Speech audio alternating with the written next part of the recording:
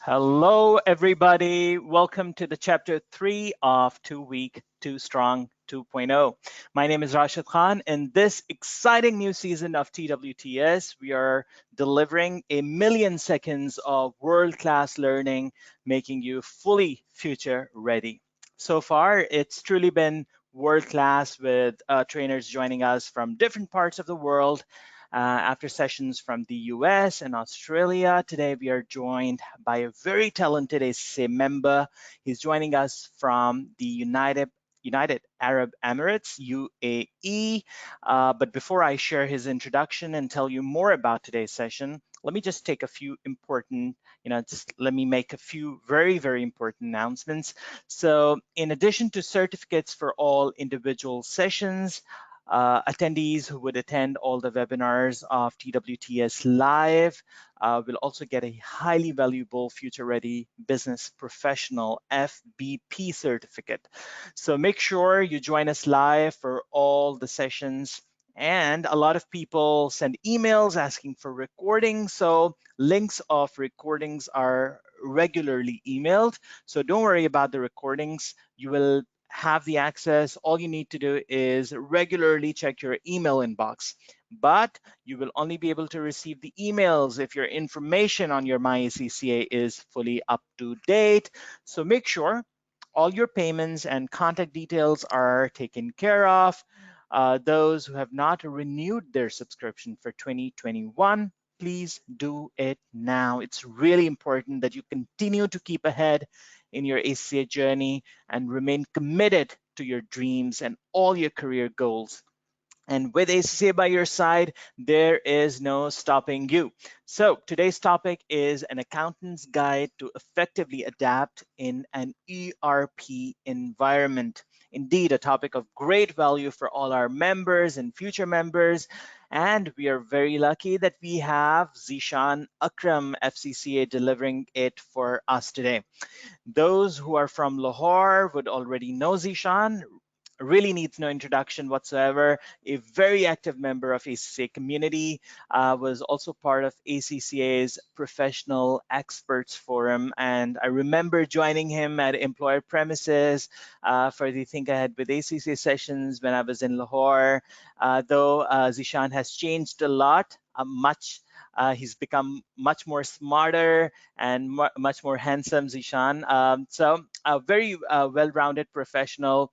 Zishan has experience of dealing with affairs pertaining to ERPs, system reviews, project management, bookkeeping, auditing, and direct and indirect taxation, especially VAT, value-added tax. He's an FCCA, also a PMP, and has a diversified experience of working both in auditing firms, Big Four, and large manufacturing industry since 2008. So a very experienced fellow. Now he's managing HIS's UAE operations. This is his own SMP. So very well done, Zishan, and congratulations on your own venture. So without further ado, I hand it over to Zishan. Hello, Zishan. How's it going? Yes, I'm fine, Rashid. How are you? I'm very well. Thank you very much for taking out time. I know you are a very busy person. It's always, difficult to get hold of you. So thank you very much for doing this for our members and future members. So now I'll be listening to you very attentively, and over to you, Zishan. Okay, thank you very much. Thank you, Rashid, and thank you everyone for joining this webinar. And I'm really humbled and thank you Rashid for this great introduction. Really, I have not left with any other word to introduce myself, but just for a brief introduction for the audience that. Uh, uh, to set the tone of this particular presentation that yes, I have started work in 2008 from PwC, where I have worked in primarily in the ERP department, ERP domain. At that time, seriously speaking and honestly speaking, I didn't have idea of that what it is all about and what value it creates for the organization. particularly because we were involved in the integration and the elementary elements of the ERP. But with the passage of time, my profile was diversified. I went to the auditing and taxation and even the administration, then into the industry. I realized this thing that having the system, business application, or simply put, ERP is an extremely important aspect, and it is a thing that you can an organization cannot avoid.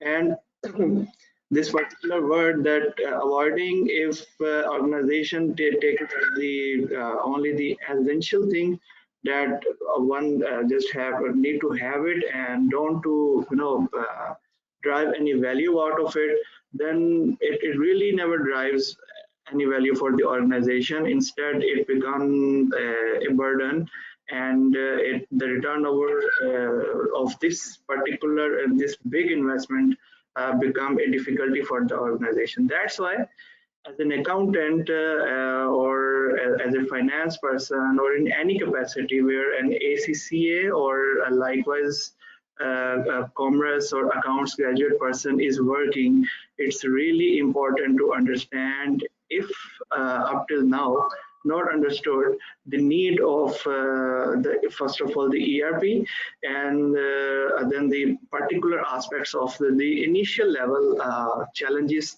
which everyone needs to know, and how to excel into it. That will be my particular target would be for today. So without any further ado, we'll start it now. I hope that everyone is now attentive. Okay. Zishan, we're not sleeping. We're not taking afternoon siesta. Sorry. We're all attentively listening to you. Don't worry about that. Yes. Okay जी, बिस्मिल्लाह. आज की presentation जो है वो उसके बारे में एक, जिस तरह मैंने आपको सबसे पहले बताया, that why there is a need of the ERP, okay, and then we'll understand that what are the contemporary models of ERP which are nowadays in place. We'll get to know जब हम इसके ऊपर पहुंचेंगे तो आपको मैं बताऊंगा, लेकिन ये एक इसके एजेंडे में शामिल है. And the third part, the core of and the essence of this particular webinar is the ERP challenges for the accountants. There are 2-3 challenges which I particularly chose for this webinar. ये वो challenges हैं which I came across within during my whole tenure, जिसको मैंने बार face किया, और इस जब इन एक पर्टिकुलर चैलेंजेस को हम सॉल्व कर लेते हैं और इसको डीकोड कर लेते हैं, तो द रेस्ट इज रियली मतलब नॉट अ बिग इशू. और उसके पे सोल्यूशन ऑफ कोर्स है वो मैं आपके साथ डिस्कस करूंगा. और लास्ट में आपको इस वक्त जो माय फेवरेट या इस वक्त जो मार्केट के अंदर फेमस ERPs चल रहे हैं उनके बारे में ब्रीफ इंट्रोडक्शन और थोड़ी उनकी एसेंशियल एलिमेंट्स बताऊंगा, और आपको फाइनल में ये एक वे फॉरवर्ड एक जरूर बताऊंगा कि हम इस वक्त कहाँ पर, मतलब आपको being an accountant, if you want to excel into it or you just want to fill the gap into your knowledge, तो हम उसको किस तरह से fill कर सकते हैं. ठीक है. So first of all, जैसे मैंने आपसे बात की कि why there is a need for the ERP, और ERP की इंट्रोडक्शन इस वक्त एक्चुअली कैसे दी जा सकती है. तो simply put, it's a digitalization of the accounting and business processes. I remember, जितना पुराना मैं हूँ ACCA के अंदर, अगर इसमें से कोई है, anyone can show the hands here, कुछ मुझे बता भी सकते हैं कि मैं उस जमाने से हूँ जब हम ACCA में कैट में थे और A1 और B1 पढ़ते होते थे. तो उस वक्त हमने ये एक जो चीज़ पढ़ी थी कि एक वो जर्नल होता है, डे बुक्स होती हैं, परचेज डे बुक्स होती हैं, सेल डे बुक्स होती हैं, उन सबको फिर हम एक पर्टिकुलर जर्नल्स में ट्रांसफर करते हैं, वहाँ से ट्रायल बैलेंस में जाता है और उधर से फिर वो जर्नल लेजर के अंदर जा रहा होता है. That was an hectic exercise of preparing the accounts at that time. अब उस सब को जो है वो रिमूव करके अगर आप किसी भी ऑर्गेनाइजेशन में किसी भी कैपेसिटी के अंदर देखेंगे तो हर किसी ने कुछ ना कुछ अपने पास इसको सेट असाइड करके कोई ना कोई सिस्टम जरूर लगाया होता है, भले वो एक्सेल ही हो। तो इसको इसीलिए मैं ये कह रहा हूँ कि ये digitalization of accounting and along with that is the business processes. Why business processes? We'll get to know. ERP को आप सिर्फ ये ना समझिए कि ये एक अकाउंटिंग और आपको एक at the end of the day आपको वक्त पे अकाउंटिंग के रिपोर्ट्स दे देता है, ये इसके बारे में गलत फहमी है। ये पूरे बिजनेस प्रोसेसेस को मैप करता है, ये हम अभी देखेंगे ये कैसे होता है। एंड thirdly कि ये टाइम कंट्रोल ऑन रिपोर्टिंग और data security, accuracy and validation लेकर आता है। ये कैसे लेकर आता है आपको ब्रीफली इसके बारे में बताता हूँ कि कंट्रोल एंड रिपोर्टिंग तो आती ही आती है। इमेजिन कि अगर आपके पास कोई सिस्टम नहीं है, इवन अगर आपके पास कोई स्प्रेडशीट या माइक्रोसॉफ्ट एक्सेल या गूगल शीट भी नहीं है, तो उसके अंदर अगर आप अपने अकाउंट्स बना रहे हो और उसमें जो मार्जिन फॉर एरर है, डुप्लीकेशन है, वो कितना ज़्यादा है, और अगर आपके पास कोई अकाउंटिंग सिस्टम या ERP हो तो उसमें डिफरेंस कितना ज़्यादा है। देन उसमें डाटा सिक्योरिटी ऑफ कोर्स, इसके अंदर आप इवन एक्सेल भी आपको उस लेवल की डाटा सिक्योरिटी प्रोवाइड नहीं कर सकता जो कि एक मीडियम लेवल का भी जो ERP है वो आपको प्रोवाइड कर सकता है। डाटा सिक्योरिटी मीन्स दैट आपको अपनी कॉन्फिडेंशियल इंफॉर्मेशन, अपने कॉन्ट्रैक्ट्स, अपने रिजल्ट्स, फोरकास्ट, उन सबको अपने पास महफूज रखना है। You don't want any third person to see it, तो वो आप इसके अंदर ERP में मेंटेन कर सकते हैं। ये मैं आपको सब समरी बता रहा हूँ, विल गेट टू नो इंशाल्लाह आगे जिस तरह से चलेंगे तो इसको लेकर हम देखेंगे।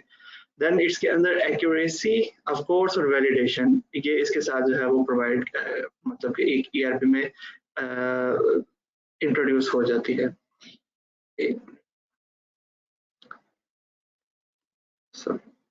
ओके, मूविंग फॉरवर्ड, अब एक किसी भी एक पर्टिकुलर और एक टिपिकल ERP को अगर हम देखें, आप इस वेबिनार के बाद इंशाल्लाह ताला इस काबिल हो जाएंगे कि आपको इसके बारे में, इसके लैंडस्केप का पता लग जाएगा कि हम किधर फॉल कर रहे हैं और ये एक्चुअली है क्या, और आपको जब भी कोई इन्फॉर्मेशन आपके अपफ्रंट आई है तो आपको उसको किस तरह से आइडेंटिफाई करना है।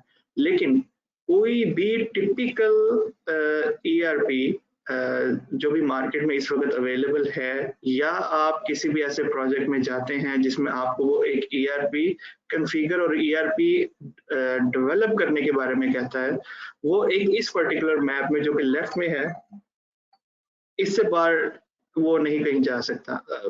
वो कैसे हो सकता है? आपको मैं एक मिसाल दूंगा। If you can C at this particular at the bottom left of this diagram there is a mention CRM. So what is CRM? मैं एक hypothetical example लूंगा, you will get to know कि मैं ERP actually है क्या, which is the enterprise resource planning. तो CRM इसके अंदर एक मॉड्यूल है जो कि आपको कस्टमर रिलेशनशिप मैनेजमेंट के बारे में बताता है। आपको डेली बेसिस के ऊपर through banks, insurance companies, motor companies, कोई पर्टिकुलर आइटम जो सेल कर रहे होते हैं, अगर आपको इफ यू आर स्टूडेंट तो आपको कोई कॉलेज अप्रोच करता है, कोई ट्रेनिंग वाले अप्रोच करते हैं, वो कहीं ना कहीं से आपका डाटा लेते हैं और आपके बारे में अलाइनमेंट करके कि ये हमारी एक पोटेंशियल लीड है, वो आपको कॉल करते हैं बेस्ड अपॉन योर इंटरेस्ट। अगर आपने अपना इंटरेस्ट शो किया कि हाँ मैं ये पर्टिकुलर ट्रेनिंग, ये पर्टिकुलर कार या ये पर्टिकुलर सर्विस लेना चाहता हूँ, वो आपके बारे में आपका डाटा रिकॉर्ड कर लेते हैं।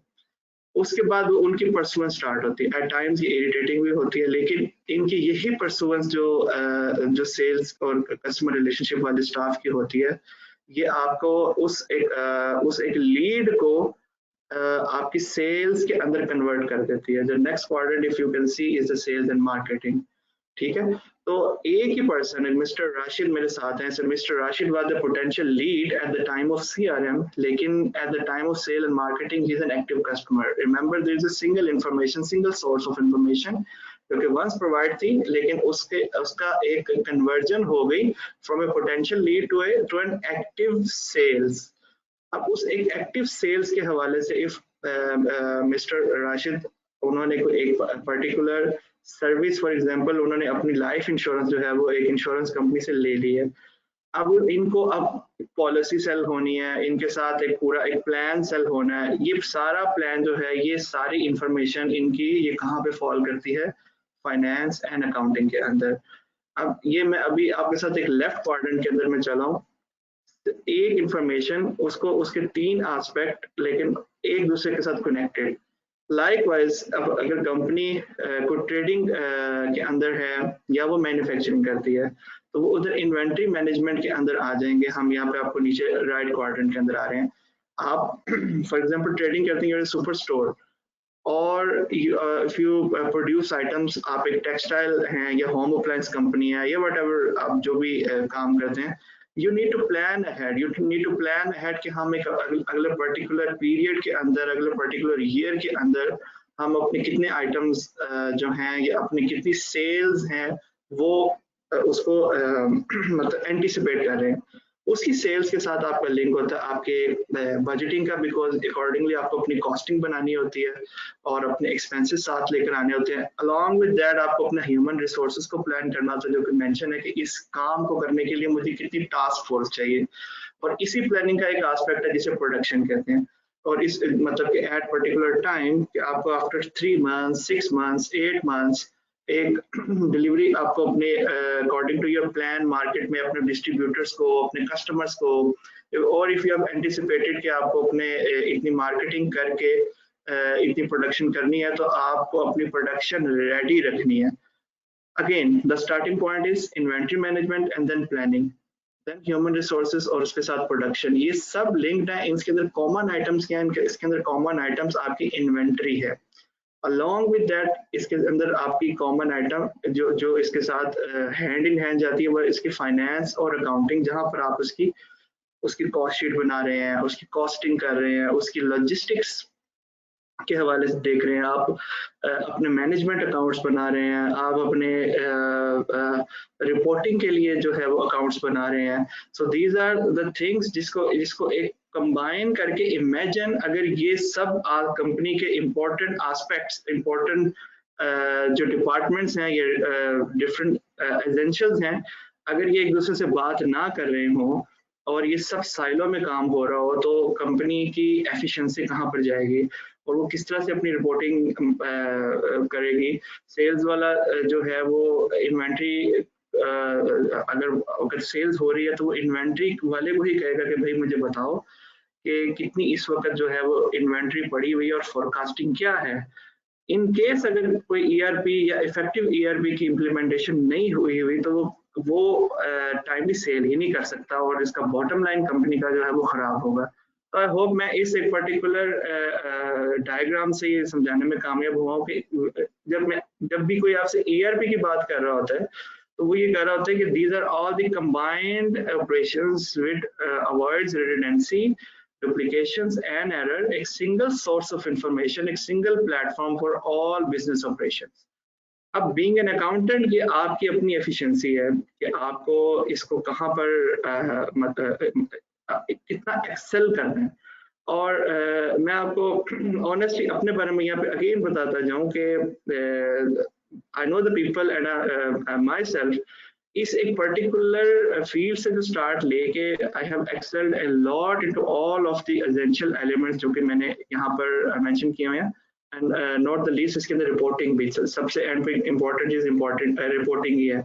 तो इसके if you will learn this तो आप इसके ईआरपी के अंदर ये चीजें जो business operations, natural business operation standardized way में आप ईआरपी में कैसे करते हैं, then you can excel into any of the our relevant field जो कि accounting और auditing और taxation आप किसी भी जगह पे फॉलो कर सकते हैं। Okay. Now this is the basic architecture of any ERP financials. One important thing कि हम इस एक particular हमारी इस presentation के लिए we'll be focusing only on finance and accounting because of the limitation of the time. हम जाने को सब में जा सकते हैं, लेकिन being an accountant it's really important, और आप इस चीज़ को बहुत अच्छे तरीके से अंडरस्टैंड करेंगे कि फाइनेंस अकाउंटिंग ईआरपी के अंदर कौन कौन से मॉड्यूल होते हैं और उसकी अंडरस्टैंडिंग कहाँ से कैसे ली जा सकती है. So I will be focusing on financials ERP. Okay, so अगर आप इस डायग्राम को देखें तो आपको सेंटर के अंदर जनरल लेजर एक नजर आ रहा है, और इसे बात कर रहे हैं accounts receivables, accounts payables, cash management और fix assets. So what they are actually. आप इस वक्त ऑडियंस में से जितने भी लोग हैं वो किसी ऐसे इन्वायरमेंट में काम कर रहे होंगे जहां पर दे विल फाइंड कि वहां पर सिर्फ और सिर्फ जनरल लेजर चलता है, और उसके अलावा कोई ऐसी चीज एग्जिस्ट नहीं करती जो मैंने बाकी मेंशन किए हुए, like accounts receivables, payables, cash management और फिक्स एसेट्स. अभी क्या है, इस वक्त जितने भी नए ईआरपीज आ रहे हैं उसके अंदर आपकी जो मैनेजमेंट है, आपके कस्टमर्स की अगर मैं बात करूं कि आपके पास एक कस्टमर आया है, वो चाहता है कि उसको उसके बैलेंसेस पता लगे टाइम पे, और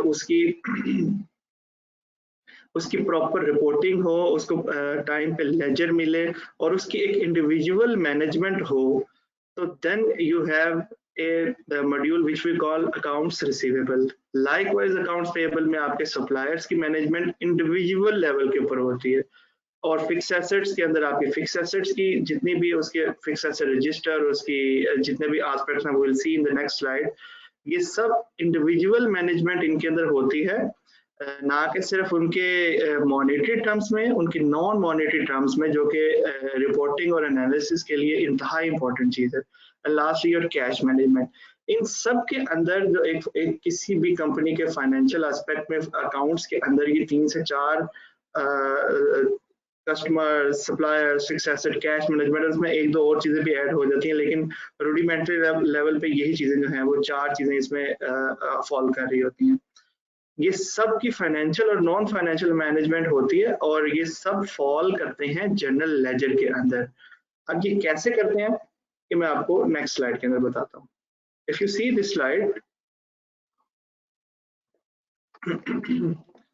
at the top of this table you see that there is a general ledger, और नीचे जिससे पहले मेंशन पिछले में किया हुआ है accounts receivable, payable, fix asset और cash management. You can see yourself, इसमें ऐसी कोई चीज नहीं है जो कि एक अकाउंटेंट को ना आती हो.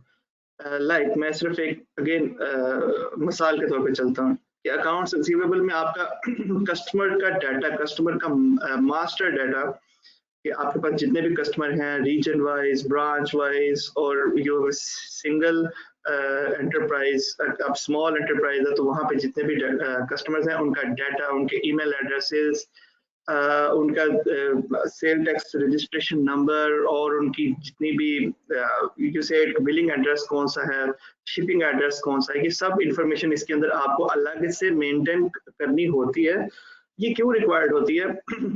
बिलीव यू मी, मुझे भी नहीं आइडिया था पहले जब मैंने ये काम स्टार्ट किया था, लेकिन आज इस टाइम पे आके व्हेन आई सी कि इस एक पर्टिकुलर मास्टर डाटा की कितनी ज्यादा इंपॉर्टेंस है, कि आपका अगर कोई कस्टमर है और वो कस्टमर आप उन्हें उसको एक दफा सेल कर दी है, but you have it in your master record, और वो दोबारा आपके पास नहीं आता, तो आप उसके ऊपर पूरे अपने एनालिसिस परफॉर्म कर सकते हो कि मैंने अगर एक सर्विस दी है, he was satisfied and he is not returning back, तो उसके ऊपर मैं कौन सी दूसरी स्ट्रेटेजी अपनी जो है वो लगा सकता हूँ, और इसको जो है वो अपनी सेल को मजीद एक्सटेंड कर सकता हूँ. And there are many other benefits which you can gain. Secondly, आप इनवॉइस अपने कस्टमर को ऑफ कोर्स देते हैं, उसके ऊपर उसे रिसीट्स देते हैं, और अगर उसने कुछ एडवांसेस आपको दिए हुए हैं अगेंस्ट एनी सेल तो वो आपको दे रहे होते हैं. मैं यहाँ तक फोकस रखूंगा और मैं सीधा जनरल लेजर के अंदर जाऊंगा. उसके अंदर आप देखें, आप सीधा एक जनरल वाउचर डालते हैं और उसके ऊपर अपने ट्रायल बैलेंसेस डालते हैं, ट्रायल बैलेंस बनाते हैं, और आपकी बैलेंस शीट और प्रॉफिट एंड लॉस अकाउंट जो है वो बन जाता है, और आपकी फाइनेंशियल इंफॉर्मेशन बन जाती है. अब मैंने इसमें डेलिबरेटली 2 चीजें डिस्कस नहीं की. 2 चीजें वो क्या है? जनरल लेजर के अंदर you can see the control accounts and accounts receivable में, और बाकी जितने भी मॉड्यूल्स लिखे हुए हैं इनके अंदर जो लास्ट वाला you see there is a thing mention transfer party account. balances to general ledger. Now this is the only aspect, this is the only relation which exists between the individual modules, receivables, payable, fixed asset और cash management with the general ledger. ये एक general ledger में control accounts के through और party account के through. अब यहाँ पर अगर मैं एक just minute I just want कि आई डोंट नो कि इसमें ये हमारे पास है कि नहीं ये फीचर, अगर मैं ऑडियंस से पूछूं दे नो कि व्हाट इज कंट्रोल अकाउंट और what is party account, I am not sure कि यहाँ पे पूछा जा सकता है. तो ये एक बहुत ही बेसिक कॉन्सेप्ट है, लेकिन दिस इज द थिंग जिससे ये कंट्रोल होता है. अब what is the control account and what is the party account or the subsidiary account जिससे ये control होता है, we'll get to see in the next slide. Okay, the controlling account is an account in the general ledger for which a corresponding party account has been created. The party ledger allows for tracking transaction within the controlling account in more detail. Individual transactions are posted first in party ledger, then the controlling account, then to the controlling account. The sum of party ledgers are reconciled through trial balance. You can see कि इस एक particular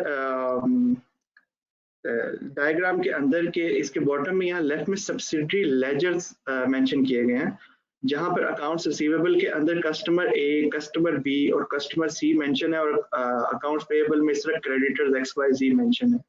What I was trying to establish in my last slide कि आपके पास multiple customers हैं, उनके individual balances, उनके individual जितने भी डेबिट क्रेडिट्स होते हैं और जितनी भी ट्रांजैक्शंस का रिकॉर्ड है, वो सब सब्सिडरी लेजर के अंदर मेंटेन होता है किसी भी ईआरपी के अंदर. अगर आपके पास एक प्रॉपर ईआरपी सिर्फ जनरल लेजर नहीं है, वो सब एक्यूमुलेट होके जनरल लेजर के अंदर जाता है और वहां से आगे ट्रायल बैलेंस के अंदर पोस्ट हो जाता है.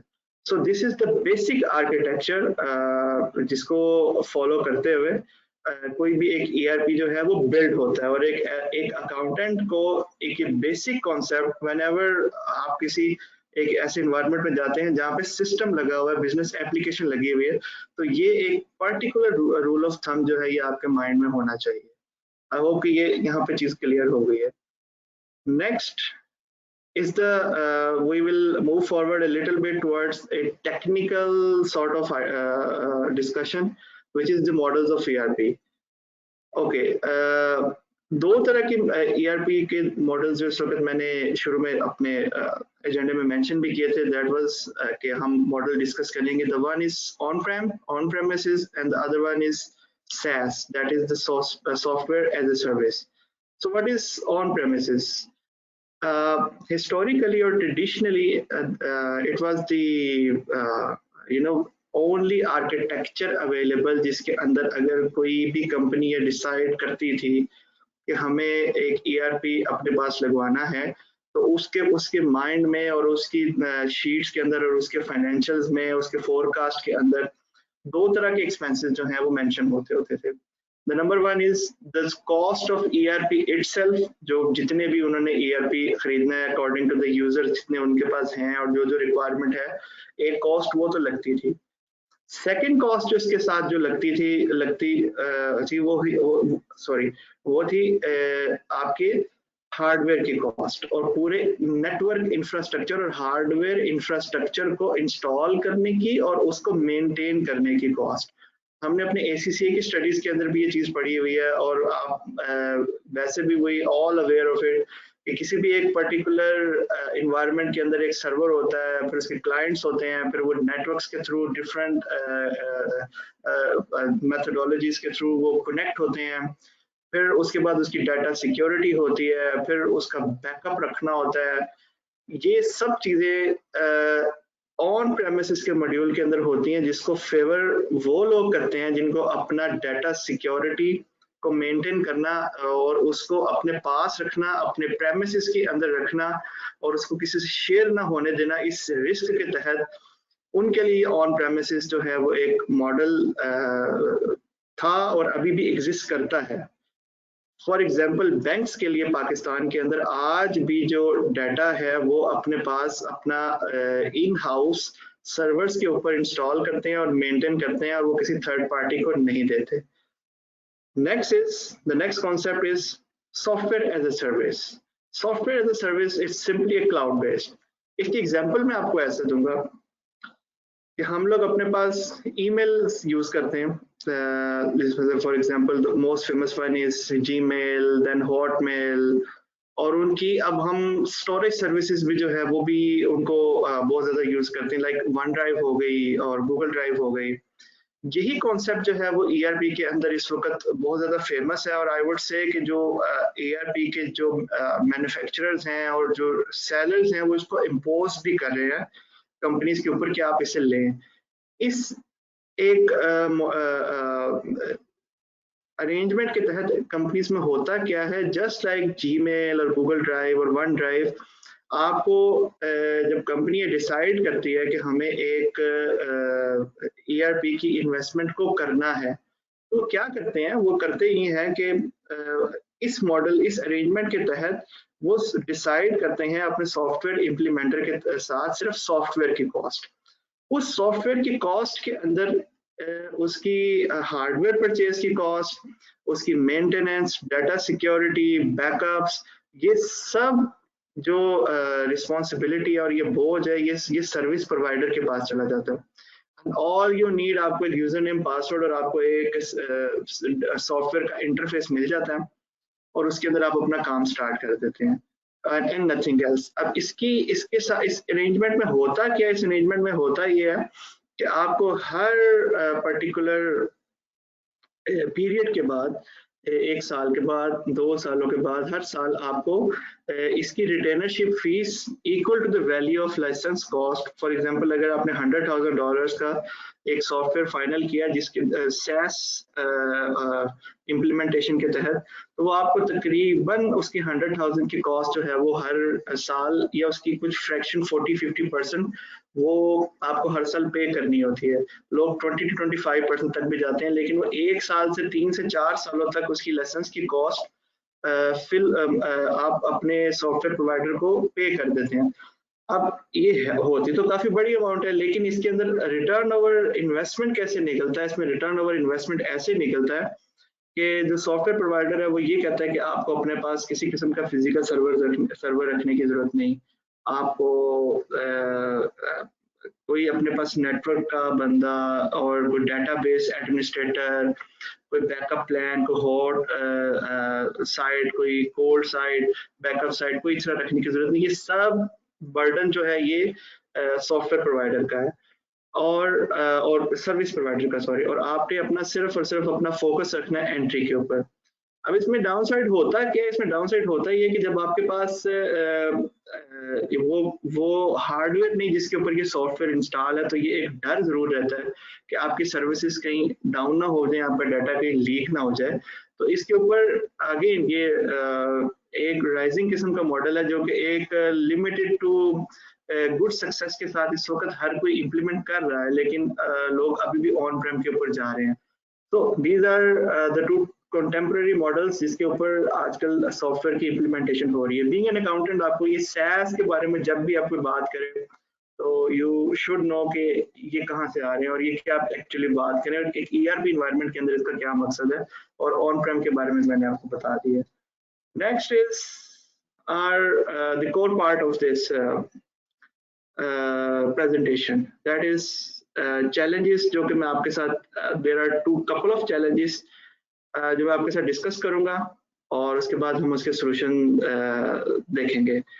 अब फॉर एग्जांपल, आप में से कोई भी एक कंपनी के अंदर जाता है और या उस कंपनी में ये डिसाइड होता है that we will implement an ERP, तो उस एक कंपनी का जो स्ट्रक्चर है, सबसे पहले जब भी आप ERP इम्प्लीमेंट करेंगे या ERP इन्वायरमेंट की बात कर रहे होते हैं, तो जो सबसे इम्पोर्टेंट एस्पेक्ट है इस नीड टू नो कि आपका कंपनी का स्ट्रक्चर क्या है। अब ये स्ट्रक्चर जानने क्यों जरूरी है, ये मैं आपको 2 स्लाइड्स के बाद बताता हूँ, लेकिन आप पहले ये देखें, जब भी आप किसी कंपनी के अंदर जाते हैं तो बिजनेस स्ट्रक्चर इन 4 से ज्यादा बार फॉलो नहीं कर सकता, इससे आगे भी हो सकता है, लेकिन ये बेसिक स्ट्रक्चर यही होते हैं। Either you can be proprietorship in a proprietorship, either there is a partnership or there may be a corporation या limited liability company होती है। अब इस लीगल स्ट्रक्चर की बुनियाद के ऊपर जैसे मैंने बात की है, आपकी कुछ मैनेजमेंट की और कुछ गवर्नमेंट की और कुछ इदारों की रिपोर्टिंग डिपेंड कर रही होती है। तो द फर्स्ट ऑफ ऑल जो मैंने आपसे बात की, जो एक अकाउंटेंट जब एक्सपोज होता है किसी भी ERP से, तो ही नीड्स टू नो, और वो अपने आप को कहाँ पाता है कि एक लीगल स्ट्रक्चर जहाँ वो फॉल कर रहा है। Secondly, there is a functional structure. अब किसी भी आप एक इसमें से किसी भी लीगल स्ट्रक्चर के अंदर से आप अपने आप को कहाँ पाएंगे? आप अपने आप को किसी भी एक फंक्शनल स्ट्रक्चर में, जहाँ पर आप एक बड़ी अच्छी ऑर्गेनाइजेशन में काम कर रहे हैं, जो कि एक टॉप पे एक इन्फ्यूजन कॉर्पोरेशन है, उसके 3 डिविजन हैं, one is in US, one is in Europe and one is in middle east. उस एक US के अंदर उन्होंने अपनी अरेंजमेंट के तहत नीचे बिजनेस यूनिट्स बनाए हुए हैं। लाइक बिजनेस यूनिट्स मुराद मैं ऐसे बता सकता हूँ, आप एक बेवरेज के अंदर इन्वॉल्व है, एक कार मैन्युफैक्चरिंग के अंदर इन्वॉल्व है, एक सर्विस सेक्टर के अंदर इन्वॉल्व है और एक IT के अंदर इन्वॉल्व है। तो इस एक फंक्शनल लेवल के ऊपर चीजें मतलब कि US डिवीजन में हो सकती हैं। उनके आगे नीचे सेल्स एंड मार्केटिंग डिपार्टमेंट जो है वो खुले हुए हैं। तो आप अपने आप को एज एन अकाउंटेंट अपने आप को कहीं पे भी जो है वो सेल्स में और मार्केटिंग में और अकाउंट्स में, इस पूरे स्ट्रक्चर में आपको अपने आप को कहीं भी यू कैन फाइंड योरसेल्फ के मैं मतलब कि जो ना इस जगह पर हूँ। Again first of all you are in legal structure किसमें, और फिर फंक्शनल स्ट्रक्चर इसके अंदर। अब इससे होता क्या है कि जो चैलेंजेस ऊपर डिस्कस किए हैं, उन्होंने 3 रिक्वायरमेंट्स, अगर मैं इनको समराइज करूं तो उनसे पता लगती है that there is a diversified structure definition. Like मैंने आपको लीगल स्ट्रक्चर बताया और फंक्शनल स्ट्रक्चर बताया, ठीक है। इन स्ट्रक्चर्स की बुनियाद के ऊपर आपकी रिपोर्टिंग निकलती है, legal and functional reporting requirements like IFRS, US GAAP and legal requirements. मैं आपको छोटी सी लीगल रिक्वायरमेंट से बताऊं कि पाकिस्तान के अंदर लीगल रिक्वायरमेंट जो कंपनीज ऑर्डिनेंस है, और उसके बाद if you are incorporated to stock exchange के रूल्स हैं जिसको आपको फॉलो करना होता है, देन कॉर्पोरेट गवर्नेंस है वहाँ पे, वो सब रिक्वायरमेंट आपको पूरी करनी होती है। इमेजिन अगर आपका ERP आपको ये प्रोवाइड नहीं कर रहा, तो आपको कितनी डुप्लीकेशन और कितनी इंफॉर्मेशन है जो आपकी, जिसकी एक्यूरेसी और जिसकी ट्रेजेक्ट्री और जिसकी वैलिडेशन आपको एक जगह से उठा के दूसरी जगह पे ले जाके उसको अपने इस एक कस्टमाइज रिक्वायरमेंट में करके इन 4 जगहों पे, प्रोवाइडेड कि आप इतनी डाइवर्सिफाइड फंक्शनल ऑर्गेनाइजेशन के अंदर काम कर रहे हैं, तो आपको डिफरेंट रिक्वायरमेंट्स अपनी पूरी करनी है। लाइक अगर मैं इस वक्त UAE में हूँ, तो UAE अपने आप को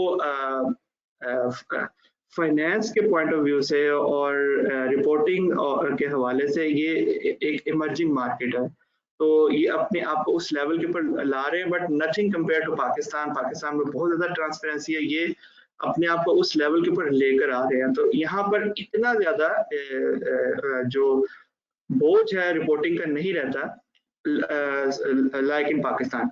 सिमिलरली US के अंदर if you are a US citizen, तो आपको अपनी जितनी भी investment throughout the world है वो वहाँ पर रिपोर्ट करनी पड़ती है। तो एक ऐसी कंपनी जो कि जिसका ओनर US में है, तो उसको और उसके ऑपरेशन जर्मनी में है, नाइजीरिया में है, UAE में है, पाकिस्तान में है, तो उसको चारों की चारों रिक्वायरमेंट्स अपनी पूरी करके वहाँ पर देनी पड़ती हैं। और आपका ERP इज कैपेबल, अगर जब तक नहीं होगा तो आप रिडंडेंट काम और एक जो वैल्यू एडिशन जिस काम में नहीं होती, वो काम बार बार करके जो है अपनी रिपोर्टिंग की रिक्वायरमेंट पूरी करते हैं। ओके, लाइकवाइज इसके अंदर करेंसी की डाइवर्सिटी, जो ट्रांसलेशन हमने IAS 21 के अंदर भी जिस तरह से पढ़ा हुआ है कि उसके अंदर एक आपकी रिपोर्टिंग करेंसी है, देन जो नीचे फंक्शनल करेंसी है, तो इससे ये चीज़ें भी आइडेंटिफाई होती हैं कि आपको उसकी ट्रांसलेशन करनी पड़ेगी। तो ये वो एक्सपोजर्स हैं जिससे एक अकाउंटेंट गुजर रहा होता है। इस तरह रिपोर्टिंग डेट की, किसी के दिसंबर में पीरियड एंड हो रहा है, किसी का मार्च में हो रहा है, फिर क्वार्टरली रिपोर्टिंग। तो अगर आपके पास जब तक ERP नहीं होगा, तो आप इस एक पर्टिकुलर डेट पे अगेन स्ट्रगल कर रहे होंगे। एंड लास्ट कंसोलिडेशन रिक्वायरमेंट्स, ये तो इसके साथ होती ही होती है। ओके, अभी तक मैंने आपसे चैलेंज सिर्फ डिस्कस किया है, इसका सोल्यूशन एक टिपिकल ईआरपी के अंदर कैसे होता है उसको जानने के लिए मैं आपसे रिक्वेस्ट करूंगा कि आप इसको एक लम्हे के लिए होल्ड पे करें और थोड़ी सी डिस्कशन को आगे ले जाके हम एक और चैलेंज डिस्कस करते हैं, फिर उसका सोल्यूशन हम चैलेंज 1 का और चैलेंज 2 का इकट्ठे डिस्कस करेंगे। Okay, so the next is financial statement definition. Excuse me.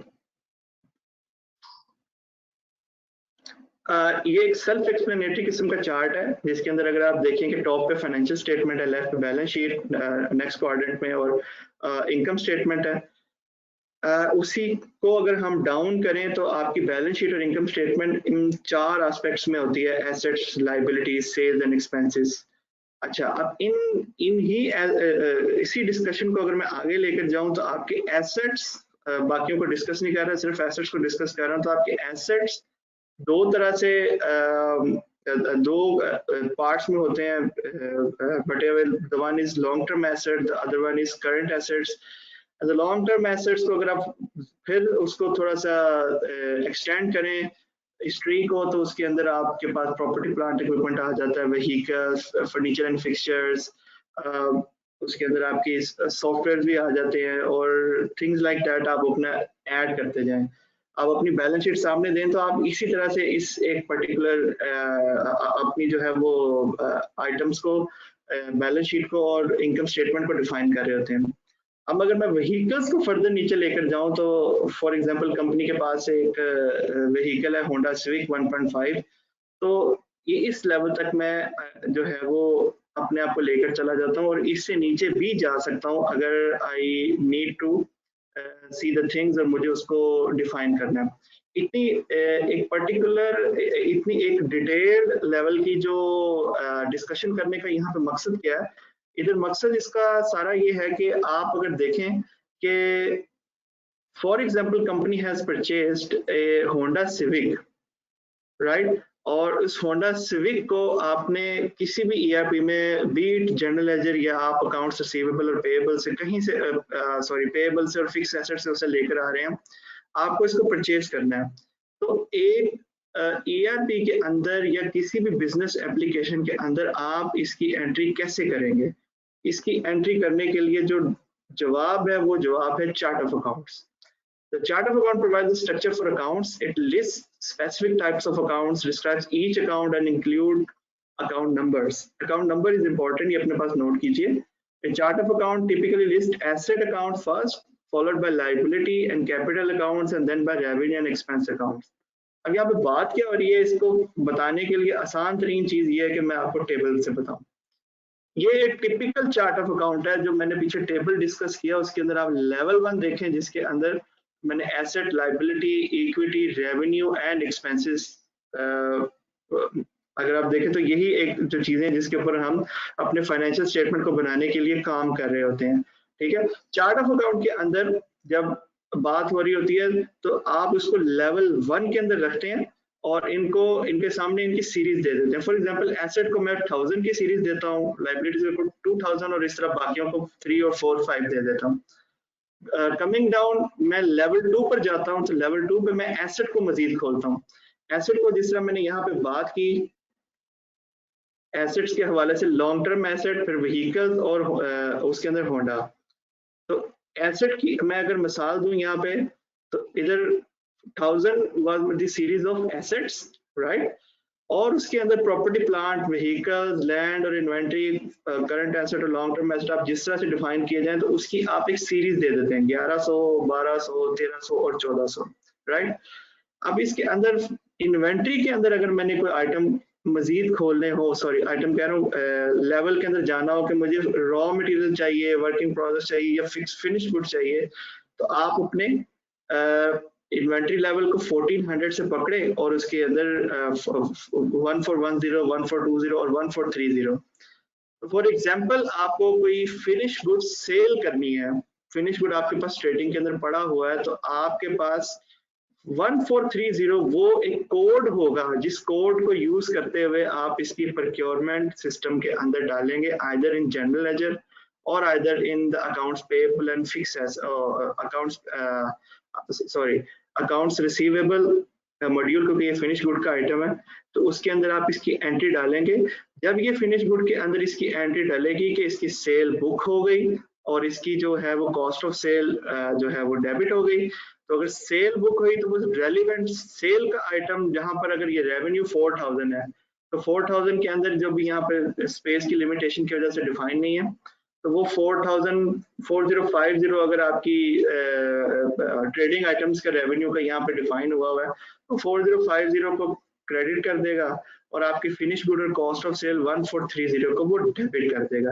तो इस एक चीज से जब हमने ऊपर पार्टी अकाउंट और अपना कंट्रोल अकाउंट डिफाइन किया था, तो जब वो नीचे सब्सिडरी लेवल के ऊपर इन कोड से, इन जो ये सीरीज डिफाइन हुई है, इन सीरीज से जब वो आइटम हम बता देंगे, उसके अंदर ये एंट्री कर देंगे, तो ऑटोमेटिकली आपके ट्रायल बैलेंस में और बैलेंस शीट और प्रॉफिट एंड लॉस अकाउंट में रिफ्लेक्ट होना शुरू हो जाता है। तो the chart of account is the thing which an accountant needs to know कि, और उसकी सीरीज डिफाइन करना उसको बहुत ज्यादा इंपॉर्टेंट है कि इस एक पर्टिकुलर चीज से, जो इस नॉलेज से, चार्ट ऑफ अकाउंट को डिफाइन करने से आप अपनी एंट्री किसी भी ईआरपी में जो है वो कर सकते हैं, नंबर 1। और अगर आप गौर करें तो आपकी पूरी की पूरी ऑर्गेनाइजेशन का जो स्ट्रक्चर है वो इसके अंदर डिफाइन होता है। वो कैसे होता है? अब चैलेंज नंबर 2 आपसे बात हुई थी चैलेंज नंबर 1 के हवाले से कि आप एक मिस्टर XYZ हैं, सॉरी अब यहाँ पे XYZ तो मेंशन है कंपनी के, मिस्टर राशिद है अगेन, वो एक कंपनी के अंदर काम करते हैं और उस कंपनी की 2 डिविजन हैं, कंपनी के जो हैं वो 2 आगे इन्वेस्टमेंट्स हैं, XYZ1 और XYZ2, और उस कंपनी की 2 ही डिविजन हैं, नॉर्थ डिवीजन और, सॉरी यहाँ पे टाइप हो गया, इधर साउथ होना था, सॉरी, साउथ रीजन, और कॉस्ट सेंटर उसका एडमिन है और अकाउंट उसके जो डिस्ट्रीब्यूशन एक्सपेंस है। तो अब इस एक वो चाह रहे हैं कि वो डिस्ट्रीब्यूशन एक्सपेंस डालें फॉर द कंपनी 2, तो उस काम को करने के लिए वो क्या करेंगे? ये अगर आप देखें कि सेकंड मेंशन हुआ 0 to 100 A1 और 5005, ये वो अकाउंट कोड कॉम्बिनेशन है जो एक वो यूज करेगा, तो उसको अपने रिपोर्टिंग पर्पस के लिए XYZ company north region administration department का डिस्ट्रीब्यूशन एक्सपेंस एंटर हो जाएगा। जो मैंने आपसे चैलेंज नंबर 1 डिस्कस किया था, इफ आई गो बैक यहाँ पे चैलेंज 1 की रिपोर्टिंग डाइवर्सिटी किस तरह से फंक्शनल और लीगल स्ट्रक्चर की पूरी हो रही होगी, वो किसी भी एक टिपिकल किस्म के ERP एक सॉफ्टवेयर के अंदर अकाउंट कॉम्बिनेशन से सॉल्व हो रही होती है, जिसको कॉम्बिनेशन भी कहते हैं, कईयों में उसको डायमेंशन कहते हैं, whatever the name, लेकिन आप वहां पर अपना एक खास किस्म का एक्सपेंस करने के लिए आपको अपना पूरी रिपोर्टिंग हायरार्की अपने चार्ट ऑफ अकाउंट के अंदर बतानी पड़ती है, तो फिर जाकर आप अपनी जो है वो एक्सपेंस को या इनकम को या एसेट या जो भी ट्रांसफर करनी है उसकी एंट्री आप कर सकते हैं, राइट। तो आप अगर इसको थोड़ा सा गौर करें तो ये आपको आपके पूरे ऑर्गेनाइजेशन का जितना भी एक कह लें एक उसकी पूरी इंफॉर्मेशन है, वो पूरी की पूरी चार्ट ऑफ अकाउंट के अंदर डिफाइन होती है। तो that was the challenge which I needed to discuss कि एक अकाउंटेंट को चार्ट ऑफ अकाउंट जानना और चैलेंजेस को समझना क्यों जरूरी है, right. Okay, so coming to अब ERPs के हवाले से, इसके अंदर देखा जाए कि इतनी डिस्कशन हुई कि ERP इस वक्त मार्केट में हैं कौन कौन से जिनके बारे में आपको जानना जरूरी है, और इसके अंदर से अपनी फाइनल करके अगर आपको उसके बारे में कुछ रिसर्च करनी है या सीखना है, तो this is the thing, this is the table जिसके अंदर आप अपने यू कैन सी कि there are like 7 to 8 entries जो कि ERPs हैं जिनको अंडरस्टैंड करें कि टॉप ऑफ द लाइन इस वक्त SAP A1 है, और नेक्स्ट उसके Oracle Fusion है, और साथ में उसके जो हैं वो उनके लोगोस भी दिए हुए हैं। But there is one important aspect which you need really to know कि the second column is mentioning the tier and the third is mentioning the source, right? अगर आप देखें कि इसमें कईयों में टियर 1 मेंशन हुआ है, कईयों में टियर 2 मेंशन हुआ है और कईयों में टियर T मेंशन हुआ है। So the tier 1 softwares are for the large enterprises, जो कि मैंने एक आपको छोटी सी एग्जांपल पहले दी है कि आप एक बहुत लीगली और फंक्शनल ऑर्गेनाइजेशन के अंदर काम कर रहे हैं जहाँ पे बहुत ज्यादा डाइवर्सिफाइड है। इतने बड़े स्ट्रक्चर को मैनेज करना और उसको उसको डिफाइन करना और उनकी आपस की inter company transactions, divisional transactions, transfers, transfer pricing के ऊपर काम करना, ये सब टियर 1 के जो सॉफ्टवेयर हैं ये संभालते हैं। इसके अंदर planning, manufacturing, customer relationship management और यू नेम इट, जिस चीज को भी आप सोल्यूशन यू विल वांट, तो आपको टियर 1 के जो सॉफ्टवेयर हैं, टियर 1 के ERPs हैं, you will find in it. तो मेरी अपनी जो लर्निंग है जो PwC से हुई है वो Oracle Fusion और इससे पहले Oracle EBS होता था, उससे हुई है। तो लेकिन मार्केट के अंदर टियर 1 के SAP A1 आपको बताया और Oracle Fusion, और third one is Microsoft Dynamics। Microsoft Dynamics को क्यों फेवर थोड़ा सा किया जाता है, क्योंकि इसका जो इंटरफेस है ये बिल्कुल ऐसे ही है जैसा विंडोज का है, तो you feel yourself at home. लेकिन वो कंपेरेबिलिटी में SAP A1 और Oracle Fusion क्यों है, क्योंकि वो अपने टेक्नोलॉजी में बहुत ज्यादा इन्वेस्ट करते हैं और उनकी जो इंस्टॉलेशन और अडेप्टेबिलिटी ज्यादा है। Okay, coming to tier 2 SAPs, so you can see there is SAP B1, Oracle NetSuite, Sage and Odoo. And by the way ये एक मतलब there is a complete range of ERPs जो कि market के अंदर available है।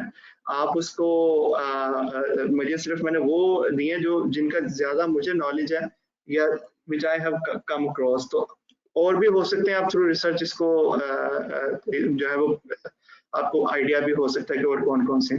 SAP B1 और Oracle NetSuite जो है, ये सेज और Odoo, ये फॉर SMEs, स्मॉल और large, smaller to larger organizations जिनके ऑपरेशंस आल्दो के एक कॉम्प्लेक्स लेवल के होते हैं but nothing compare to the largest organization, उनके अंदर इनकी अडेप्टेबिलिटी जो है वो हो जाती है। अब SAP A1 ने मार्केट को कैप्चर करने के लिए अपना SAP B1 लेकर आए वो, और इसी तरह Oracle Fusion जो है वो Oracle NetSuite लेकर आया, और Microsoft Dynamics जो है वो 1 में भी और 2 में भी चला जाता है।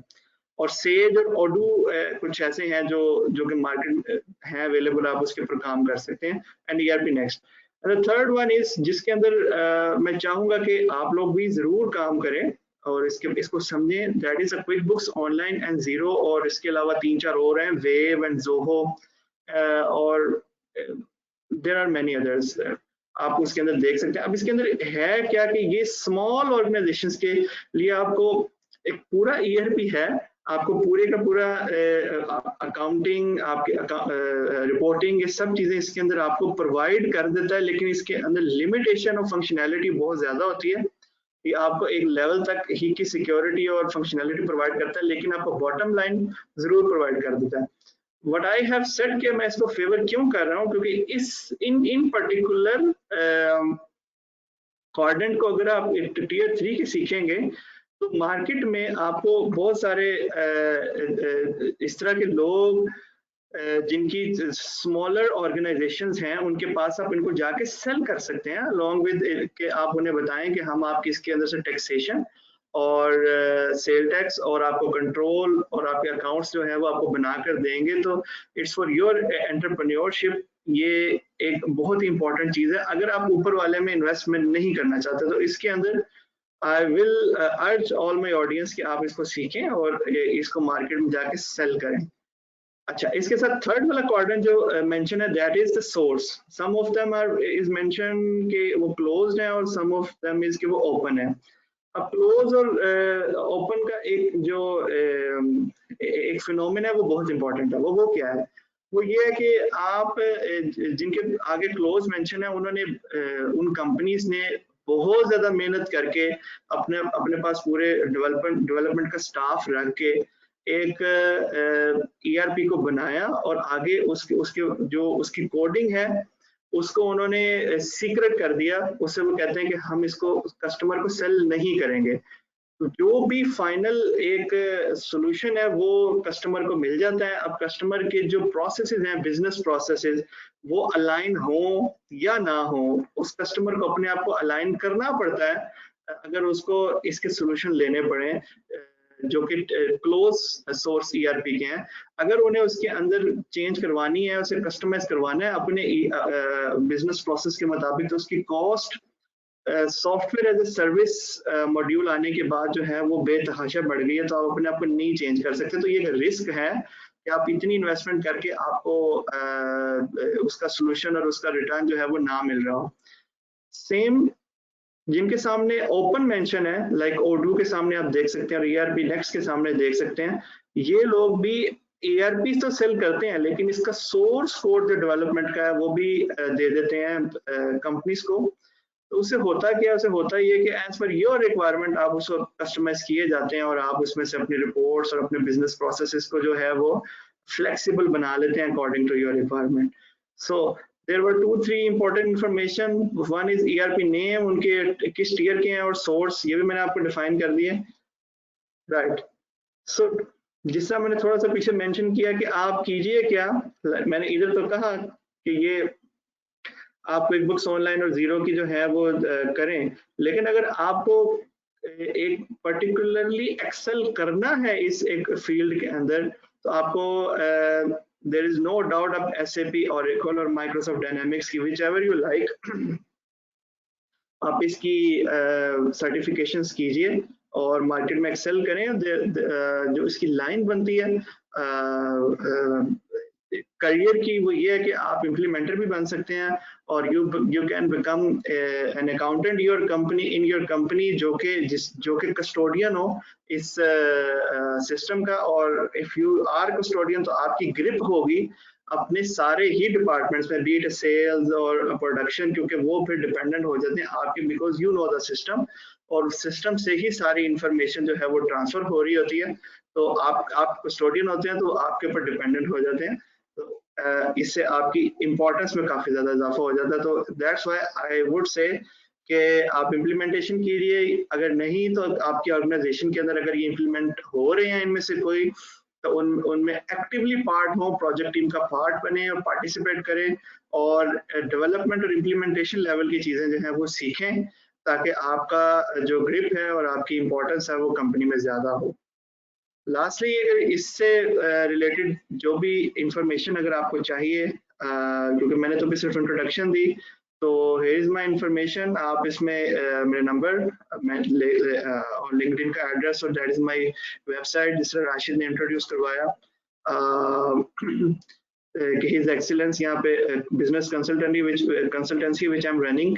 काम हम मेरा भी यहाँ पे यही है कि हम ईआरपी और वीएटी का पर्टिकुलर काम जो है वो हम करते हैं, ईआरपी भी इम्प्लीमेंट करते हैं। तो आपको इसमें से कोई भी सवाल हो इस वेबिनार के अंदर, और if you want to excel further you can contact me. Thank you. Perfect. What a great presentation, Zishan. Thank you so much. I think you've done the topic very, very, very well. You've covered all the main, aspects of ERP. Thank you very much. And I think you have very aptly used, selected the name for your brand, because whenever we see your name, the other word that comes in our minds is excellence. So you always deliver excellence, and I think this is something that we should all strive towards, delivering excellence. And we have some very excellent comments and some very excellent questions for you, Zishan, as well. Sure. But since we have already run out of time, but I'll try to accommodate as many questions as possible. Sure. So let's start with this question and answer session. If anybody has any questions, so please fire away.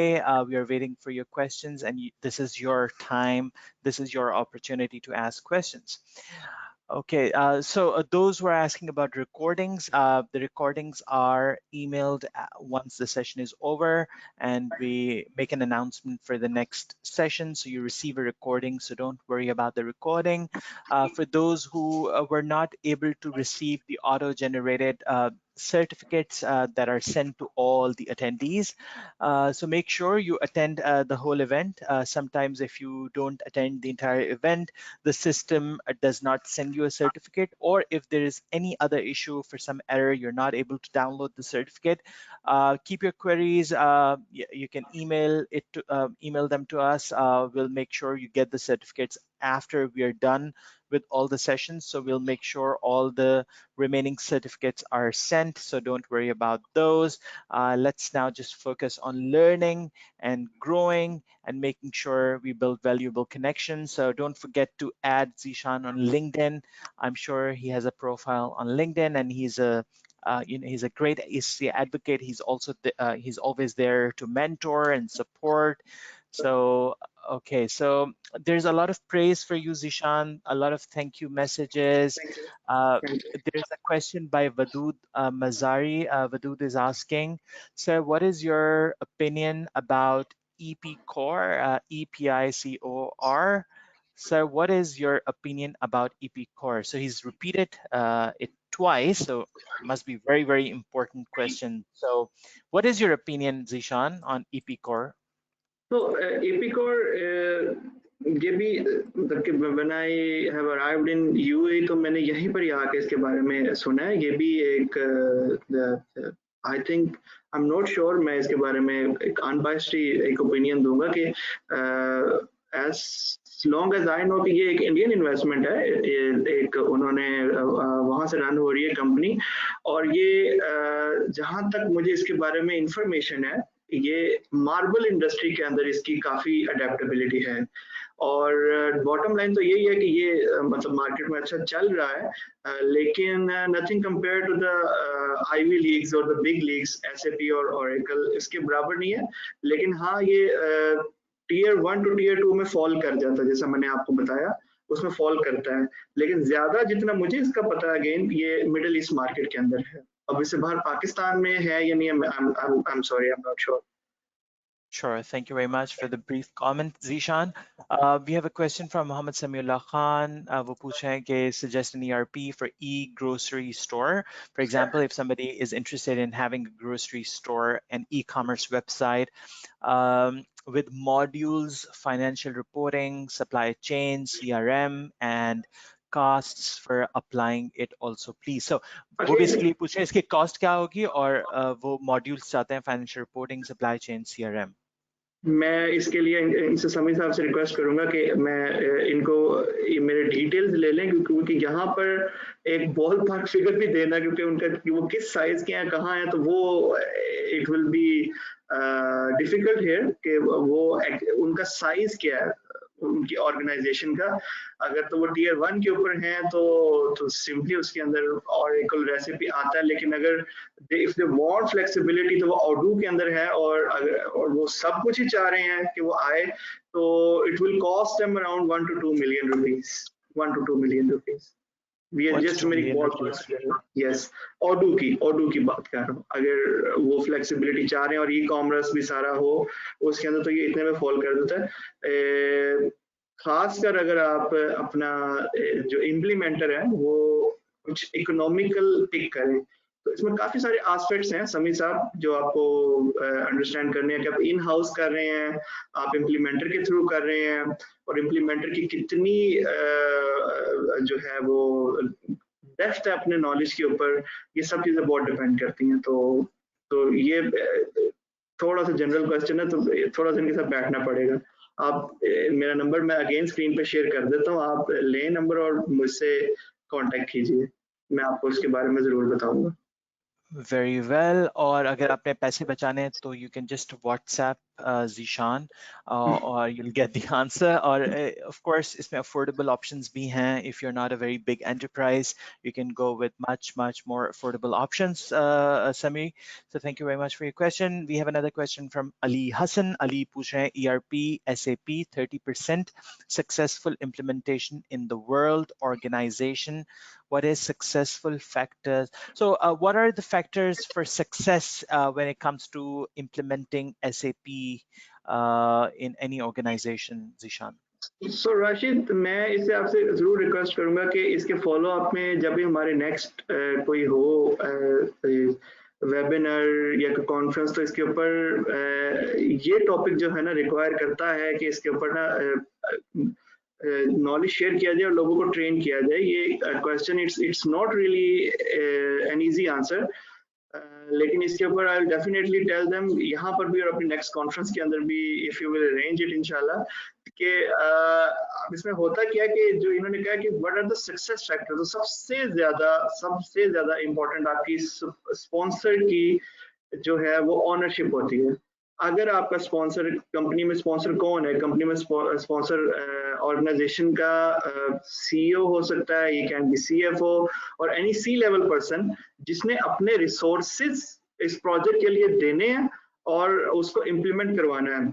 अगर उसकी तरफ से ownership नहीं है, वो नहीं समझता इस चीज को कि ये अगर ये चेंज आएगी, क्योंकि लोग चेंज से डरते हैं, उस चेंज से अंडरलाइंग आप किसी भी लेवल, सी लेवल पे भी अगर बैठे हो, तो आपको ये होता है कि अगर ये चेंज आएगी तो ठीक है, और कंपनी का तो फायदा हो जाएगा, एंटरप्राइज का तो फायदा हो जाएगा, लेकिन क्या मेरी जॉब जो है वो बचेगी कि नहीं बचेगी? तो ये एक बहुत एक जो है वो सॉफ्ट क्वेश्चन है, जिसके फियर के पीछे छुप के लोग जो है ना वो रेजिस्ट करते हैं।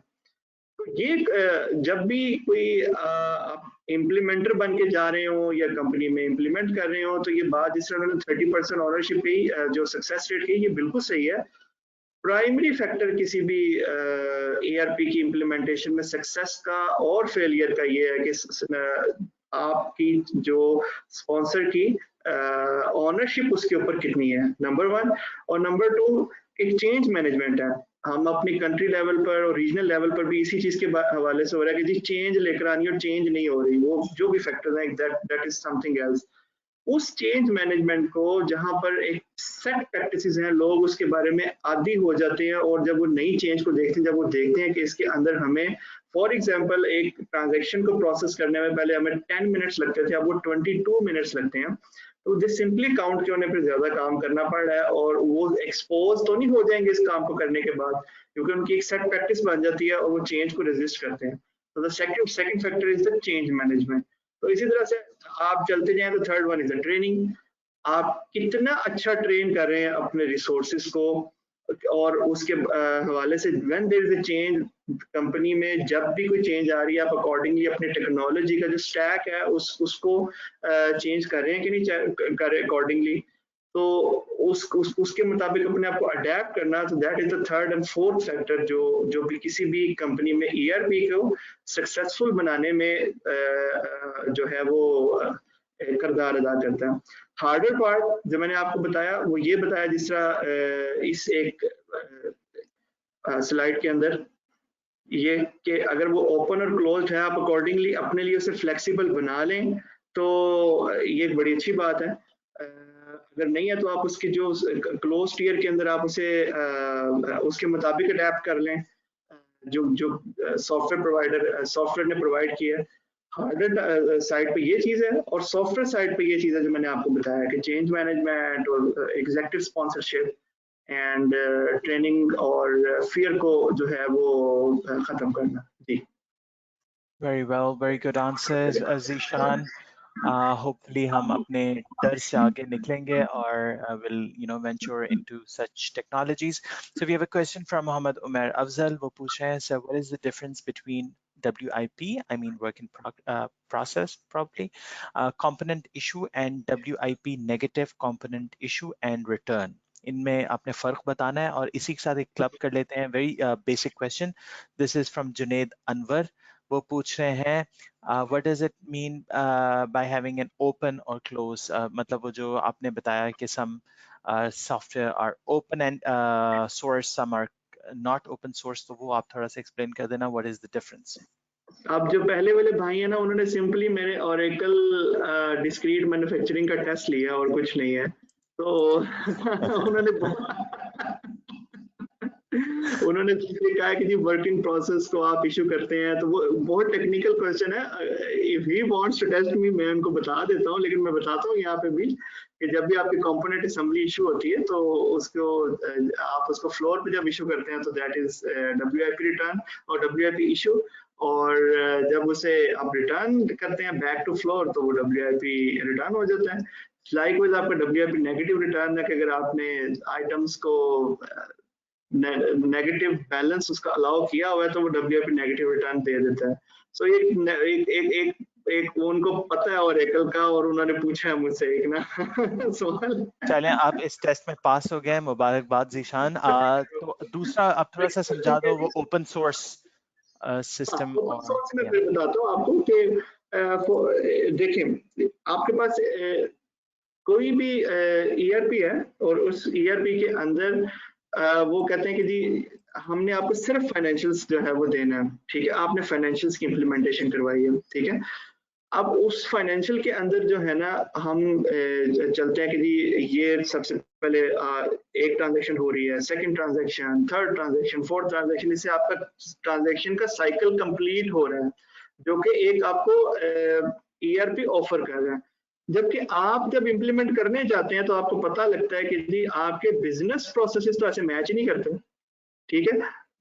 लाइक आप कस्टमर के एडवांस जो है वो उसमें रिसीवेबल्स के मॉड्यूल के अंदर वो कहता है कि जी आप इसके अंदर ऑप्शन है कि आप एडवांसेस लें और डालें, और उसको वो नेसेसरी बना देता है एक ERP, जबकि आपका बिजनेस प्रोसेस तो है ही नहीं ऐसे, ठीक है। तो उसको फिर कस्टमाइज करना पड़ेगा आपको अपनी रिक्वायरमेंट के मुताबिक to get it aligned with your business process. तो अगर तो आप क्लोज सोर्स के अंदर बैठे हुए हैं तो आपको सिस्टम अलाउ नहीं करता कस्टमाइजेशन करना। अब वो अपना सोर्स कोड नहीं देता, आपको जो कस्टमाइजेशन करनी पड़ती है वो उसके ऊपर करनी पड़ती है, अलग से करनी पड़ती है, जो कि बहुत एक्सपेंसिव होती है। जबकि ओपन सोर्स ERP के अंदर आप अपनी जो इम्प्लीमेंट जो कस्टमाइजेशन है आप सोर्स कोड को, यानी उस एक पर्टिकुलर फॉर्म को, उसके पीछे जो कोडिंग हुई हुई है उसको अप्रोच करके आप अपनी कोडिंग को अमेंड करके और एज पर योर रिक्वायरमेंट ले आते हैं। तो दैट इज कॉल्ड वो ओपन सोर्स है। आप उसके ओपन सोर्स में चले गए, उसकी इंटीग्रेशन को चेंज कर दिया आपने और अपने रिक्वायरमेंट पे ले आए, तो this is the open source. I hope कि दोनों में डिफरेंस जो है वो आइडेंटिफाई हो गया।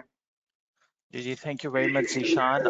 फॉर एन इजी एग्जांपल, आपको जैसे हम बचपन में सुनते थे कि माइक्रोसॉफ्ट विंडोज जो है वो ओपन सोर्स नहीं है, लेकिन लिनक्स जो है वो ओपन सोर्स है। It's a exactly, very easy Linux और ये एग्जांपल टू Ubuntu इस तरह से जो है वो ये एग्जांपल्स हैं इसकी। Very good. एक हमें कंप्लेंट मिली है कि आपको लोग ढूंढने की कोशिश कर रहे हैं लिंक्डइन पे, लेकिन आप उनके हाथ नहीं आ रहे हैं। सो प्लीज आप वो भी बता देना if you are on LinkedIn, या नहीं है तो प्लीज आ जाएं लिंक्डइन पे सो पीपल कैन ये है, कनेक्ट विद ये यू। देख लीजिए। या प्रॉब्ली स्पेलिंग लोग जीशान की ZEE लिख रहे होंगे, लेकिन इनके नाम की स्पेलिंग है ZESHANAKRAM,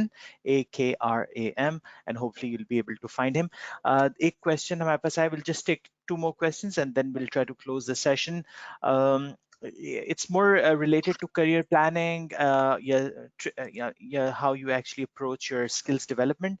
Hassan Abbas पूछ रहे हैं, if I get a certification for SAP and I get employed in an organization that uses JD Edwards or Oracle, then I again need to spend time, money, and effort on learning Oracle.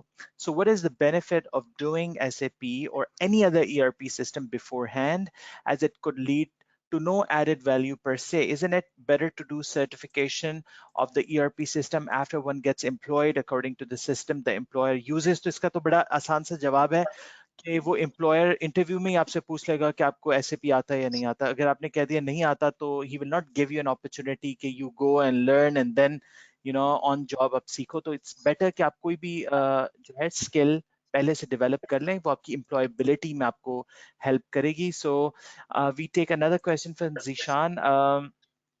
It's very pertinent to your career journey.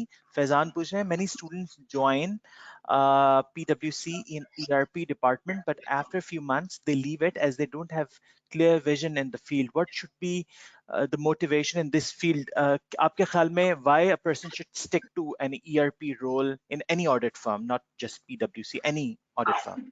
अच्छा, ये जो डालिमा है ना, ये इससे I have also gone through, to this dilemma. और लेकिन मेरी बचत कहाँ से हो गई कि मेरे जो आर्टिकल्स थे वो मुझे 3 साल गुजारने थे वहाँ पे। आई कुडंट से नो, मुझे एनओसी चाहिए था वहाँ से जाने के लिए। लेकिन मैं आपको सिर्फ एक मिसाल दूंगा इसके ऊपर कि वो आपको विजन इसलिए क्लियर नहीं होता बिकॉज आप बहुत ज्यादा जो रिक्वायरमेंट है इस काम को करने की that is to tech savvy. आपको बहुत ज्यादा अपने आपको चेंज करना पड़ता है कि कहाँ अकाउंट्स और फाइनेंस उसे उठ के सीधा आप जो है वो इंटीग्रेशन और उस कोडिंग की तक जो है वो चले जाते हैं। आपको जाना पड़ता है, इसमें कोई कोई वो शक की गुंजाइश नहीं है। अब वो है क्या चीज कि मैं आपको सिर्फ एक एग्जांपल दूंगा कि पाकिस्तान का एक इदारा है टेलीकम्युनिकेशन, वहां पर ओरेकल लगा हुआ है। उसके अंदर 90% of the finance and account staff जो है उनका बैकग्राउंड जो है वो सिस्टम इम्प्लीमेंटेशन से और बिजनेस एप्लीकेशंस को इम्प्लीमेंट करने के हवाले से है। अब वजह पूछे क्यों है इसके अंदर, अगर आप डिसग्रंटल और थोड़े से डिसल्यूजन हो जाते हैं वो मैंने आपको वजह बता दी क्योंकि आपको उसको विजन क्लियर नहीं होता। अब जितनी भी बड़ी ऑर्गेनाइजेशंस हैं वो इस आइडिया पर तो आ चुकी हुई है कि हम उनको अगर मार्केट में एक्सेल करना है तो उन्हें बड़े सिस्टम्स चाहिए ही चाहिए। उन्हें एक ऐसी इस किस्म की जो इंटेलिजेंस जिसे कहूँगा मैं मैनेजमेंट इंफॉर्मेशन सिस्टम चाहिए ही चाहिए जो उन्हें टाइमली बिफोर हैंड कंपेटिटर से इंफॉर्मेशन प्रोवाइड कर दे और अगर उनकी जो बिजनेस स्ट्रेटजीज हैं उसको वो एक्सेल करें मार्केट में और उनको वो रिटर्न मिले। तो without technology they can not do it. जो उनका आईटी का स्टाफ है जो उस बैकग्राउंड से आते हैं they are more towards technology maintenance और उसकी सिक्योरिटी और उसकी अवेलेबिलिटी के ऊपर जो है उनकी ज्यादा ग्रिप होती है। तो जो अकाउंटिंग का एक जो हमारा एसीसी वाले पर्टिकुलर जो है जो हमारा नॉलेज है वो हमें स्टैंड करता है, स्टैंड आउट करता है इस एक फील्ड के अंदर के हम उस टेक्नोलॉजी को संभालने के लिए जो कि एक बैंक है for example, large manufacturing organization है, रिटेल ऑर्गेनाइजेशन है, एफएमसीजी है, वो मार्केट में एक्सेल करना चाह रहा है उसको कामयाब करवाने के लिए if you have the background of ERP, आपको पता है कि ये तो सभी को पता है सेल्स कैसे होती है लेकिन सिस्टम में कैसे होती है, उसको मैनेज कैसे करना है, वो एक डिफिकल्ट टास्क है। अगर इतना डिफिकल्ट ना होता तो ये इतने महंगे भी ना होते, सिंपल सी बात है। तो अगर आपको उसकी एंड टू एंड इंटीग्रेशन का पता है और आप उसको लेकर चल सकते हैं और कंपनी को सक्सेस दिला सकते हैं तो you are in the game. तो जैसे मैंने आपको टेलीकम्युनिकेशन कंपनी के हवाले से बताया कि उनके फाइनेंस का स्टाफ जिनका बैकग्राउंड जो है वो ईआरपी से था लेकिन अब वो उससे निकल के फाइनेंस में आ गए। मैं आपको अपनी एग्जांपल देता हूँ कि मैंने 6 से 7 साल इफेक्टिवली ईआरपी का काम किया लेकिन अब मैं ऑडिटिंग भी कर रहा हूँ, मैं टैक्सेशन भी कर रहा हूँ और मैं फिजिबिलिटीज भी बना रहा हूँ और मतलब डिफरेंट प्रोजेक्ट्स में और उसके साथ ईआरपी भी कर रहा हूँ। और मुझे जितनी हेल्प ईआरपी को करने से और सिस्टम को समझने में उसकी इंटीग्रेशन, क्योंकि उससे होता है कि उससे आपको प्रोसेस फ्लो सारे समझ आना शुरू हो जाते हैं। तो there is nothing is to fear about कि आप किसी अगर पीडब्ल्यूसी में जा रहे हैं और आपको समझ नहीं आ रही करें क्या, आगे क्या बनेगा, कैसे बनेगा। तो मार्केट बहुत है इसके हवाले से और आपको इसमें डरना नहीं। हाँ, टाइमली डाइवर्सिफाई जरूर करना है। ये ना हो कि आप 10 से 15 साल यही करते रहें, आप पहले ये सीखें और अपने इस चैन के अंदर ऐड कर लें कहीं पर अकाउंट्स का काम और कहीं टैक्स का काम, ताकि आपको पूरी पिक्चर जो है वो क्लियर हो जाए और आप सी लेवल तक जो है वो जल्दी पहुंच जाए। Thank you.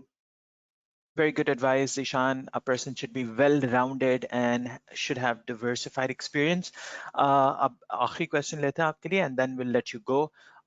The question, basically, a lot of people are asking this question, so I'm just reading a question which was sent by Muhammad Ammar Farooq. वो पूछ रहे हैं कि how can you describe Microsoft Power BI and its synchronization with any ERP? और एक question Iram Ashfaq ने पूछा था कि how much time should we give to one software and then switch to another one, मतलब कितनी देर बाद स्विच करना चाहिए, करना भी चाहिए, नहीं करना चाहिए इन द फर्स्ट प्लेस। तो ये इन दो सवालों के आप जवाब दे दें जल्दी से, then we can close the session. Microsoft BI जो है वो बुनियादी तौर पे बिजनेस इंटेलिजेंस का टूल है और एकल ने भी, एसएपी ने भी अपने बिजनेस इंटेलिजेंस के टूल्स ये रिपोर्टिंग और विजुअलाइजेशन का टूल है।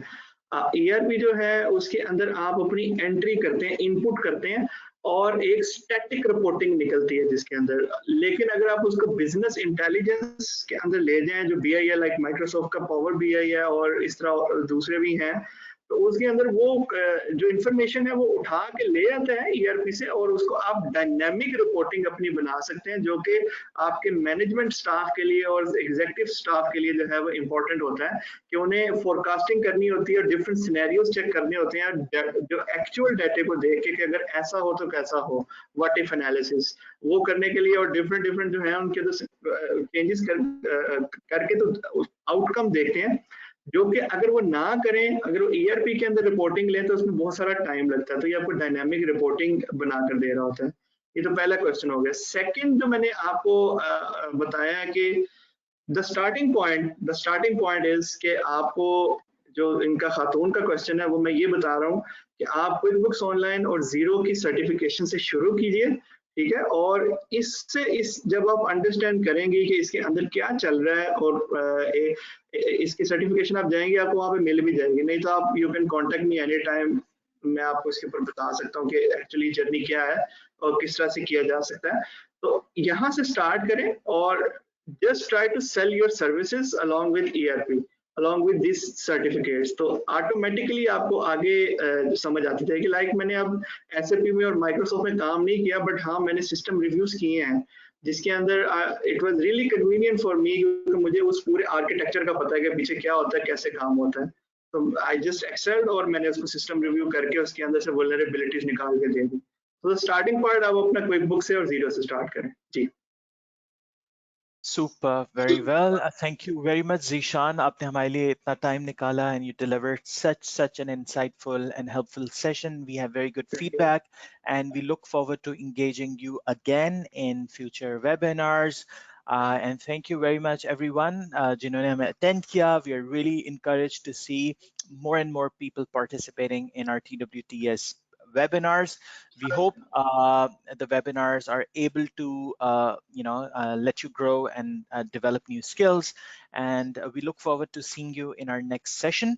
So till then, fi amanillah, take care. We'll see you soon. Bye bye. Bye bye.